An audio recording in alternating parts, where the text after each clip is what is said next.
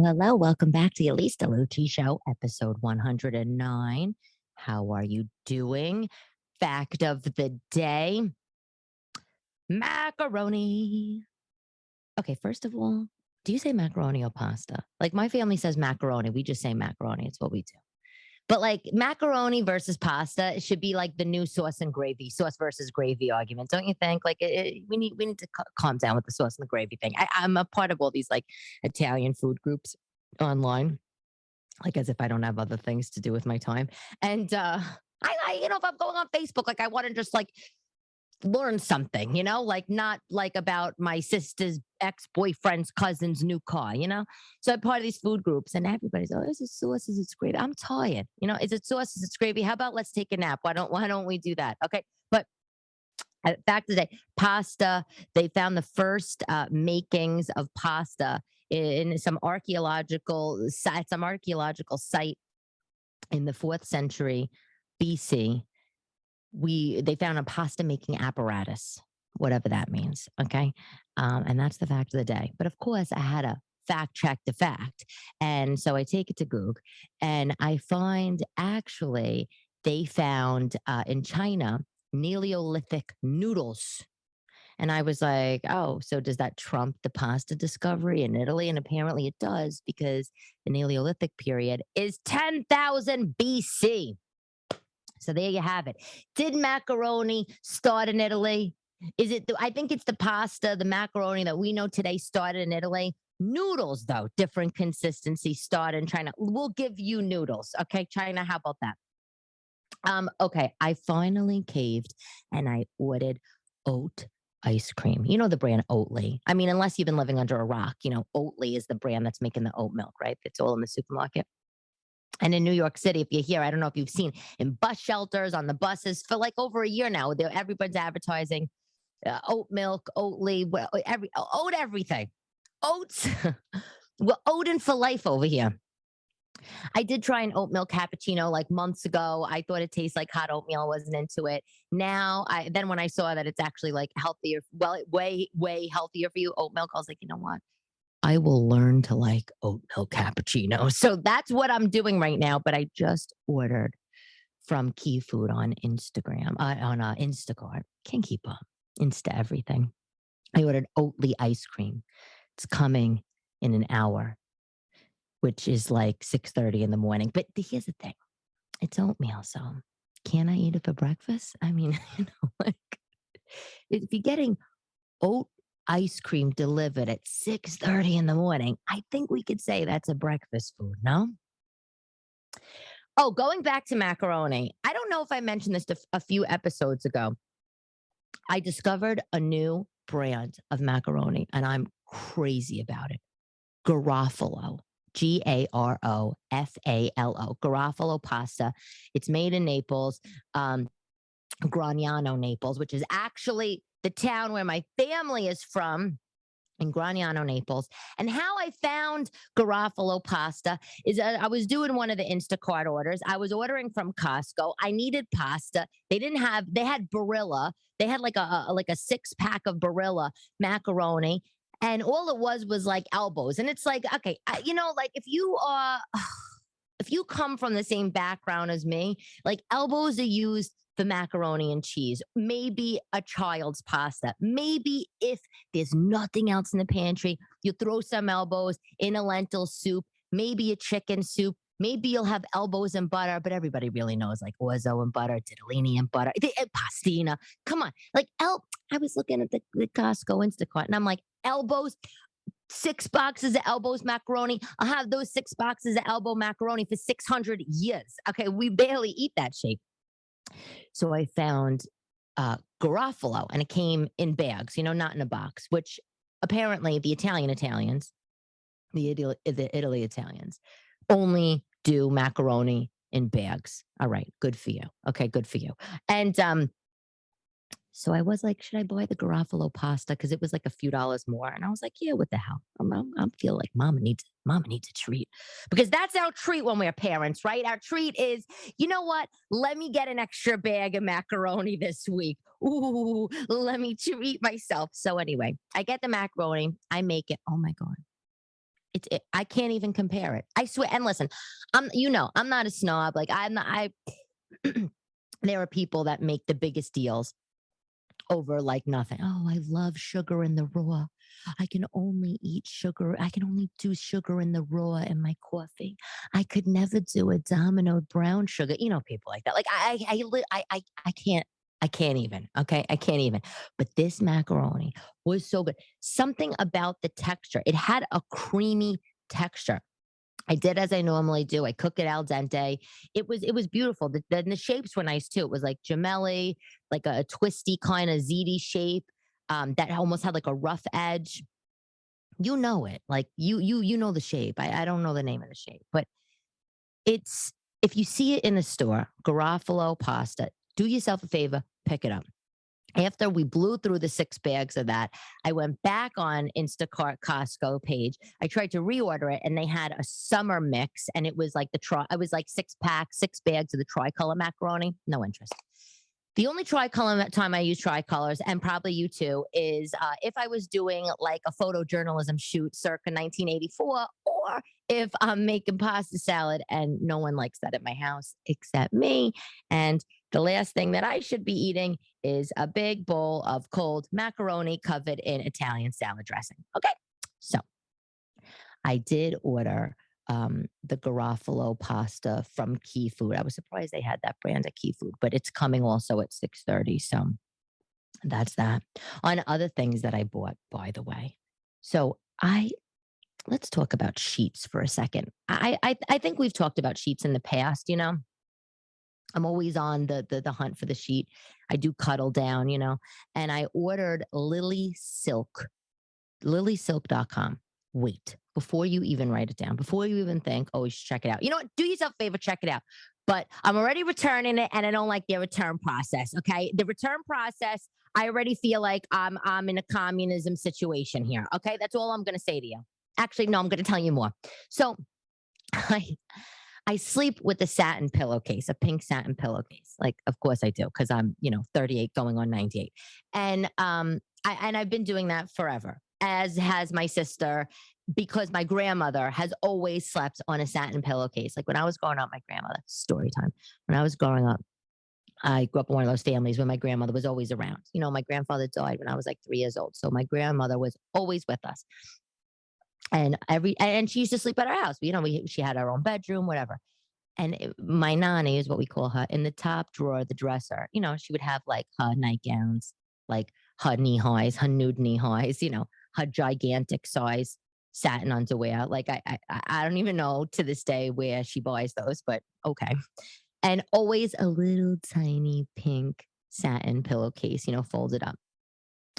And so when my sister and I, my younger sister, my middle sister, I should say, Allison, and I were young, we would always see Nani, with her pillowcase or her rollers in her hair, and there was always, I think, like an air of glamour about that, right? So we started doing it.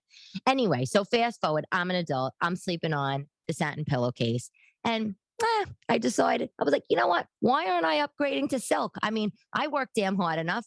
Why am I putting my sweet supple cheeks on polyester every night? I get rashes from synthetic fabrics. Well, maybe not, because this is what I've been sleeping on. But I could probably assure you the polyester fabric of my pillowcase is probably some Fugazi fabric, because I bought it, in 93, like in Brooklyn at some bazaar. Okay. Probably Caesar's Bay Bazaar, to throw you people back if you're from this area. Anyway. So I decide I'm going to get a satin pillowcase. And because I have a shopping issue, I land on lilysilk.com after doing some research. And I see that Lily Silk has all these, duvet, silk duvets and sheet sets. And I was like, you know what? I'm going to buy myself silk sheet set and a silk duvet cover. I'm going to really splash out. And I did that, but the problem was it was literally 3 o'clock in the morning. Like it was one of those nights where the kids like just kept waking up. Like it was so hot. I had, I think, a bad set like earlier in the night. I like had a complete bomb. And whatever I ate when I got home didn't fill the holes. So I had to, do some crazy shopping. And instead of buying some beauty product or lip liner or a book that's going to sit on my shelf for the next 6 years and I'll eventually read it, I was like, let me go buy $800 silk sheets. Like, insane. Okay, insane. I was so insane when I let me say let me tell you how insane I was when I bought these sheets. Okay, because my bed, I have a Tempur-Pedic. Oh God, you got to upgrade if you don't have this. I have a Tempur-Pedic split king adjustable bed. Of course I do. I was in the hospital. I've never seen such luxury as a hospital bed with a remote control. Okay, so that's what I got and I love it. But and you can put a king fitted sheet on a adjustable split king mattress, but you do understand though if there's two people in the bed, me and my two daughters, for example, if I want to sit up and read and there's one fitted sheet, everybody's coming up with me, or the sheet starts to come off. Oh, I can't even. So on my bed, I have to use twin fitted sheets and then the king duvet covered or king top sheet, whatever. So I just bought a whole king set. The whole thing was crazy. Don't shop at 3 a.m, people. We know this. I'm returning it. Okay. I'm returning it. I have to say the silk was nice. It felt nice. It was a nice light pink color. Here's the thing. They come from China. I go on the website. Okay. I go on the website and I'm like, start the return process. Perfect. Perfect. I have the box that it came in. I taped it back up. I was like, I'm just going to slip a label in here, tape it on the top. I'm good. What do you think happened? You have to ask for a return first. Can you imagine? Like, let me ask you for forgiveness on why I don't care much for your product. And the thing is, it's just like, not only did I buy the wrong size, I don't need it right now. I feel like there's other brands out there that silk sheet brands. And besides, do I really want to be slipping around, having slip and slide in my bed by myself? Does that really sound like a sound night of sleep for a working mother? No. So I'm waiting to get this damn return is basically what I'm telling you. And I'm going crazy. $800. Can you imagine? Anyway, I was like, oh, that's like a month of groceries. Actually, that's not true. That's like 2 weeks of groceries for me. Because everything's so expensive. You know how much I paid for a Globe artichoke, the big ones? $5. $5 the other day. Well, I was dying for it, so I had to get it. JFL is this week, Just for Laughs in Montreal. That's the huge global comedy festival. I auditioned for New Faces, which is their new talent portion. It's very selective. They only pick like, I don't know, 40 people from around the world, and who they feel is on the up and up. And I didn't get it. Womp womp. I only found out a couple weeks ago, and then I wasn't able to say anything until they came out with the lineups. I'm disappointed, but that's fine. Next year, the year's looking bright. Year's looking bright next year. Here's the thing. I had this interesting conversation with my aunt on the phone yesterday, my mother's sister, my auntie. And I said, I'll tell you the long part after. I'll tell you how the conversation happened. But the short version is my aunt said to me, so why are you doing this? And by the way, she's my godmother. She lives in Connecticut. Like, we're really close. She said, why are you doing this documentary? Like, what's the point? What's the point of your documentary? And I said, it's about, trying to, well, I am a professional stand-up comedian. But I said, it's the journey of trying to make it as a stand-up comedian, as a divorced mother of two girls. It's a story of reinvention. It's a story of what if you want to change your life? What if you just decide this isn't working for you and you want to change your life? Like, it's all those, what if you have a dream and you just decide one day you want to go for it, right? And so I said to my aunt, I said, you had your kids. I said, and and you worked. My aunt had a huge job on Wall Street. She had her children. And I said to her, and she retired at 40. To raise her youngest son. And I said, what if you just decided, to go a different path? Instead of staying home when you retire, instead of staying home and raising your kid, what if you decided, you know what, I'm going to go do something like, I don't know, go be a tour guide, whatever. What if you took that path? What would it look like? What kind of work does it take? How tiring it is would it be for you to do that at 40 years old? And my aunt reminded me, which I forgot. She said, well, Elise, when I was 40 and I had John, my youngest son, he was only like 3 at the time. She said, and I retired. I did. She said, I got a piano and I taught myself how to play piano.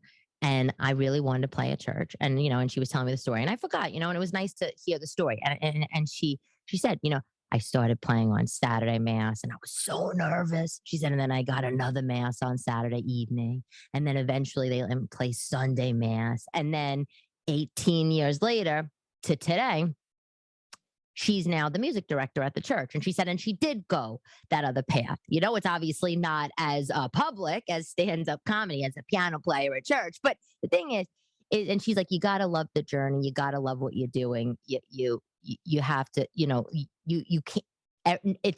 There's such a misconception in the arts about, especially today. She's like, is that like, you try something and then you're an expert and you make it and you're out there. She's like, no. She's like, if you really want to do this, she's like I really wanted to play the piano.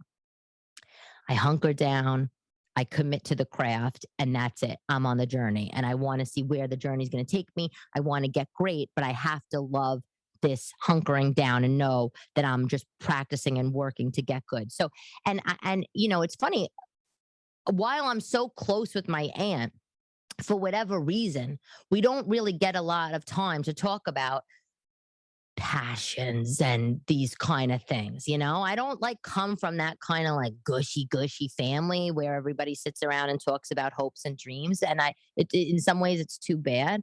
But I actually think that's kind of prevalent, like throughout the Italian and Jewish cultures, because I grew up in a Jewish neighborhood. But anyway, so we had this nice conversation, and after I got off the phone with her, I just said to myself, "Yeah, well, you know what? Like, who the hell cares that I didn't go get into New Faces at JFL? Because next year is always another year, and it's about the journey." So that was, and I just wanted to say that because sometimes like I forget, social media. And I'm not doing any preaching, but we all know. I mean, social media, it's lie. It's a lie. It's a freaking lie. You got one day someone opens an Instagram account, they get a ton of followers, and what? They're an expert. We should listen. Who the hell are they? What did they live a life? Do they have experience? Where have they been?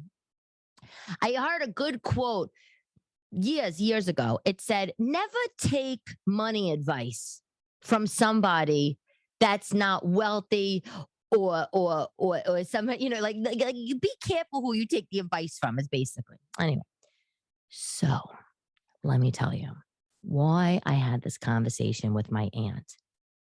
And I hope my mother never hears this because she'll die. Is that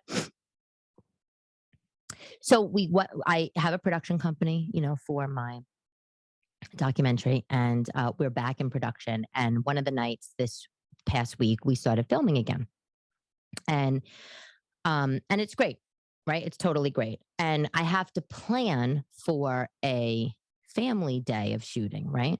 And my aunt, she has, she lives up in Connecticut because it was close to Manhattan, but all that kind of stuff. That's where she had her family, and she has, a giant house and there's lots of rooms so a crew could be in there and the whole bit. But my family did not just, when everybody got married and have kids, unlike other Italian American families, unlike all of my friends, my family all moved in different directions. My mom went to Jersey. My grandmother's still in Brooklyn. She's like, the only way getting me out of Brooklyn is feet first. It's like, okay, Nani. My aunt went to Connecticut. My uncle was in Jersey and then he moved down to Delaware because, like who's not going to these other states because it's so much cheaper, right? And and they're older, so they're all like they're settling into like wherever they want to be or retire, whatever. And let me just say, my aunt moved to Connecticut not because she wanted to like get the hell away. Her husband had family, children up in I think Rhode Island, so they had to find a middle point. You got to take care of yourself, right? As much as you want to think about everybody else in your extended family, you have to do what works for you, right? So, anyway, I have the crew talk to my aunt. So she's like, yes, we'll film it at my house. It'll be great. And all it was going to be, and you'll eventually see on TV, all this day, or not see, I should say, all this day was going to be a couple of hours at my aunt's house, have the crew there, and we were going to film just the family having dinner, my whole family having dinner, just talking, just seeing where I come from, what my family's like, what kind of what a lot of them are characters, what kind of characters what's the shit they say about me and with the two kids and the Wall Street career and doing stand up, all that. Just an Italian family dinner is what I'm saying. And my mother was so not happy that I wanted to do this at my aunt's house that she shut the whole thing down. And I am furious. I gotta say, I'm so mad. I'm still so mad. And I don't know when I'm going to get over it. And if she ever hears this, she's going to say, how dare you put the family business out there? And you know what? I don't care. How about that? I don't care, mother. Okay. I'm sick of caring. Okay. So my mom, she moved maybe like 6 months ago into a new place. I don't think she loves it that much. Fine, whatever. And it's very nice. It's a 55 and up community in Jersey. It's very nice. There's nothing wrong with it. The house is very compartmentalized. It's her house before. I don't know why she moved out of it. I think she moved out of it actually because she got a freaking windfall. During the pandemic, everybody was just knocking on your door saying, hey, can I give you 1,000 million bazillion jillion dollars for your house? So many people were like, yeah, fuck it. Let's move to Tennessee. Then all of a sudden they get to Tennessee scratching their ass. They're like, what did I do? Exactly. That's exactly what happens to my mother. You know what I'm saying? So she gets this offer for her house, her previous home. And she sells the house, and her house before that it was beautiful. She built it from the ground up. It also was in a 55 and up community. It was open plan, just everything. The kitchen huge, just amazing. Big dining room table. That was in the open plan kitchen. Maybe it would fit, I don't know, 15 people. A huge island.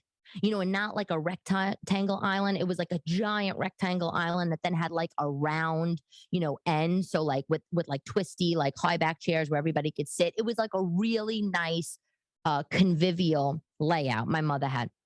So she sells this house, and she buys this new house, and and it's very compartmentalized. The kitchen's sort of like off to the front, and whatever. It's not conducive to filming, is basically what I'm telling you. And it's not only that; it's that my mother just moved there. Like I don't have any feeling towards that house. Like I don't walk into that house it's a new environment for me. And I'm not all like California like that. You know what I'm saying? But it's just like I want to be filming in a place that I feel like I know, like I'm so comfortable, like all that kind of stuff. You know what I'm saying? And I, and that's that. So I wanted to originally do it at my grandmother's house in Brooklyn, but she lives in an apartment. She's in her 90s. It's too much for her to have a crew and the whole family at the house, whatever. So I said, all right, we'll do it at Auntie's house. By the way, I call my aunt Auntie because she was living in London for work when I was born, and she insisted on the name Auntie. So anyway, I'm like, I'm going to do it at Auntie's house. I check with Auntie. Auntie's like, yes, everything's great. She tells me dates. I see the crew this week. The crew's like perfect. I give them the address. I show them like a picture of the house I had on my phone somewhere just so they could see kind of like what they're working with. And my mother, I text my aunt yesterday to confirm the date, and she's like, actually, we decided, and like she's Italian, but like she lives in Connecticut all these years, so she's like very Connecticut, and she's like, I thought about it, and actually, like I'd be a little shy on the camera, and like I don't really know how I feel about having like a reality show filmed in my house. And also, I don't know, we're all the way in Connecticut, and I don't think the family's going to want to drive up here. And I was like, I said, did you talk to my mother? Did you talk to my mother? Because this sounds like you talked to my mother. Because weeks ago, you were like, oh my God, yes, can't wait. It's going to be amazing. We're going to have the best time. And my aunt, she has like a giant baby grand piano. She has an organ. She has all these instruments. Like she plays them all the time, and like sometimes like my mom will sing or my grandma will sing. She has the best house for the whole shebang. It's the best house that showcases my La Familia. You know what I'm saying? And my mother was here's Italian people for you. If you're not Italian, here's how we roll.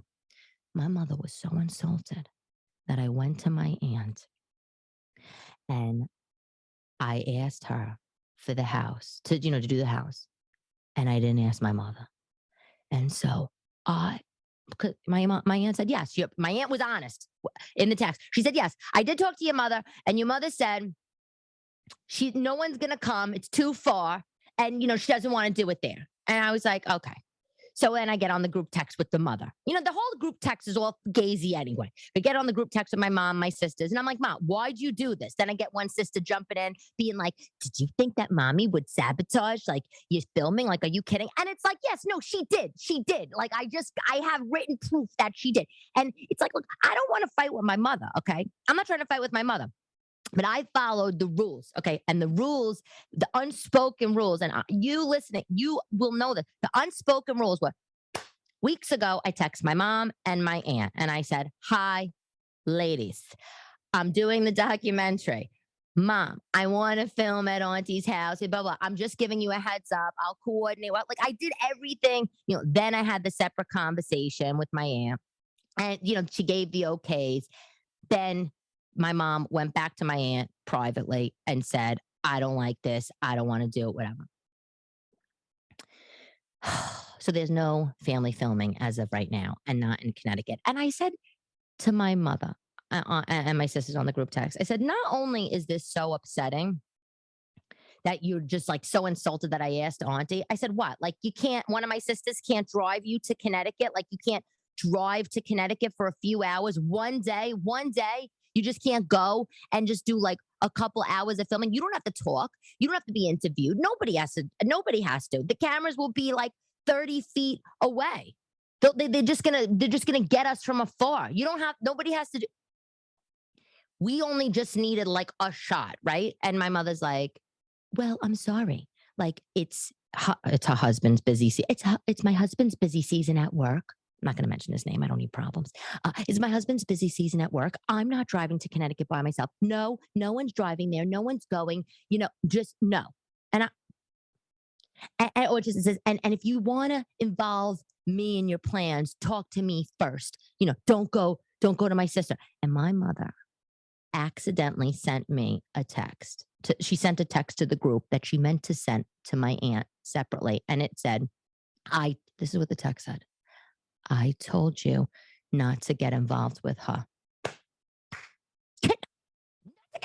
Oh my God. I said, Mom, who was that text for? And she says, oh, I meant to send it to Auntie. I don't want her getting involved with you if it involves me. I said, first of all, this is what I'm dealing with. Okay, people, this is what I'm dealing with. Okay.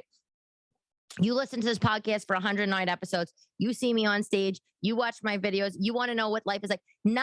And I hope that other people have this kind of crap that goes on in their family so I don't feel awful. But not every, because there's a whole misconception that Italian families were like running around like happy little macaroni eaters. No, it's like not every Italian family is just happy and close and lives on top of each other. Like we're happy. We have big personalities. We're lovely people. We'll give you the shirt off our back. But there's this crap that goes on. Like, I'm sorry.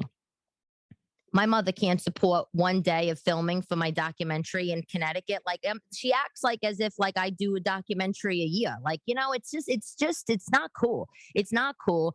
And it reminds me, I told my auntie, because I had a whole conversation with her, obviously, which is how this whole story started. I said, this reminds me of when I was getting married. I told my aunt. And she's like, what do you mean? Because when I was getting married years ago, and I shouldn't be dredging up old shit, but I said, when I was getting married years ago, I was living in Manhattan. I got married in Brooklyn. I got married in the same church that I was baptized in, St. Patrick's in Bay Ridge. Okay. I wanted to get ready for my wedding at the Plaza Hotel in Manhattan. That's where I wanted my pictures. That's where I wanted to get ready. I lived in the city. The church was in Brooklyn, and all these people from out of town, let me re-say, all these people from out of the country were in town because my then husband's, soon to be husband's family came from, we had people as far as Australia at our wedding, okay, and South Africa. All these international people were in town for the wedding. I wanted to get done in the plaza. I wanted these people to be in the pictures, but my mother said the tradition in Italian families is that you get ready at your mother's house in the bedroom. I said, that's if the mother's still living in the goddamn same house that the kid was raised in. Not you, not you who moves around like a player on the Monopoly board. Are you kidding me? So that's what I did. I got ready in New Jersey at my mother's house, and I forego the pictures at the plaza. I forego, all the pictures with those. And they still blame me, by the way, to this day for doing that. And I still resent the fact that I don't have gorgeous, glamorous black and white Manhattan cityscape wedding photos, but that's besides the point. I'm all for clumped about this, and I'm upset because it's just selfish. That's what it is. It's fucking selfish. And I'm really like mad. And I was texting my ex about it, and my boyfriend, because my ex knows all the history and he doesn't care. And of course, I sent him this huge text, and he's like, text your boyfriend. And I was like, actually, he's like, text your boyfriend. And I was like, oh, I hate you. But so we're in production and everything's gonna go great. But sorry, you might not get to see my family. And by the way, my grandmother, Nani, as you know, she's in her 90s. Who knows how long she's going to be around for? So I said to my aunt, to my mother, to my sisters, I said, people, let me just say, this is also a nice way to have some nice family home movies before Nani's not with us, God forbid, one day. Everybody's like, yeah, whatever. My aunt's like, oh, my aunt's sweet. She's like, oh, well, you could put pictures of us in the, you could do pictures or TikTok videos, spliced together, but, she'll put together the video. I'm just like, forget it. So that's it. You know what? It'll be like other documentaries that you watch when it says so-and-so didn't want to be on camera. They don't support the hobby. They don't support the profession. Because that's essentially what it is. And I told my mother when this is on Netflix or on Hulu, and everybody's watching it, and her friends text her, start blowing up the phone. The ladies at the Mahjong start saying, why aren't you in the movie? I told her, could tell them why. Because you didn't like that I wasn't going to film it at your house you just moved into. She's planning on moving out of. Anyway, moving right along. The Central Park Boathouse is closing. I'm sure you saw it on the news. They shut down in October of 2020. I don't know if they reopened. Oh, no, they did. They reopened after the pandemic, but they can't sustain their rent is what they said. So everybody's like, oh, the boathouse is closing. And the second I read that, I was like, they're not closing. That's just a negotiation tactic to get a better rent. Because that's what you got to do.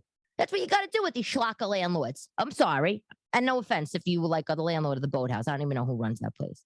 But I watched a movie the other day, TV Talk, The Pope of Greenwich Village. If you haven't seen it, it's amazing. I mean, it's from the 80s, so it's, definitely old, but you can't beat the clothes and the whole. It's just about a guy, he thinks he's the Pope of Greenwich Village, just a guy living downtown in Greenwich Village. My father's family is from Greenwich Village. That's where my father's family all lives. A lot of them are dead, so they're not, including my father, so they're not there anymore. But that's where my family's from, so I wanted to watch it because I never saw it. If you could imagine, I never saw it, and I had dinner a couple years ago with my friend Gino. What the hell is his last name? He's a big actor, Gino. Oh my God, Gino. This is what happens when you get old. Anyway, I had dinner a couple years ago in Queens with my friend Gino, and we were talking about movies. And he was like, "You gotta." Yeah. He's like, "Oh, the Pope." No, he said, "The Pope of Greenwich Village," and I was like, "No." And he's like, "Yeah." He's like, "Oh, you gotta watch that." So, Gino Caffarelli, that's it. So, yeah. Listen, on the man note. I said this a few weeks ago. I have this friend and he's single. He's 65. I know he's 65. He's an actor and he's really looking to meet somebody and he lives in Staten Island. If you know anybody, hit me up. Nice lady. I mean, I guess he could be with somebody in the 40s, but I feel like it should be 50 to say. I shouldn't probably say how old the woman should be. I should let him decide. But I'm his Patty Stanger right now. Okay. So one of my food groups that I'm a part of talked about storing fruit in mason jars. And I'm sorry, my mind is blown that I just ordered a whole bunch of fruit and mason jars just to like put it all together. I can't even believe this. This lady, she posts in the group and she says that she had cut strawberries and raspberries and blueberries, and she wanted them to last, whatever. And so she took individual mason jars, right? And she put a little tiny piece of, well, she filled the jar with the cut fruit. Well, let me say this. Actually, let me rewind. She filled the jar with the blueberries, put a little piece of cut of, a little piece of um, paper towel, and on top of the cut fruit. So what the hell am I saying? On top of the blueberries, twisted the jar. Did the same thing for the strawberry, cut up strawberries, and then did the same thing for whole raspberries. Closed the drawers, put them in the refrigerator upside down. So all of the excess juice from the fruit, it would drip down and it would absorb into the paper towel.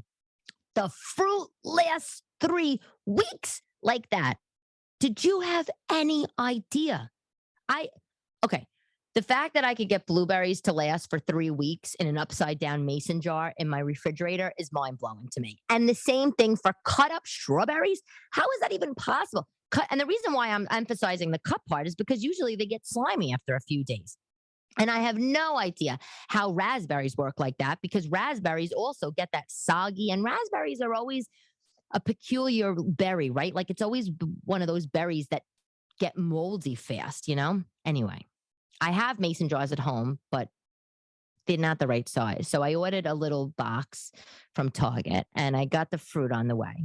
And I'm going to do a little project later on, because this is game changer. This is a game changer, people. All those times you would make a fruit salad, like as if people are still making fruit salad. Like, like yeah, ambrosia.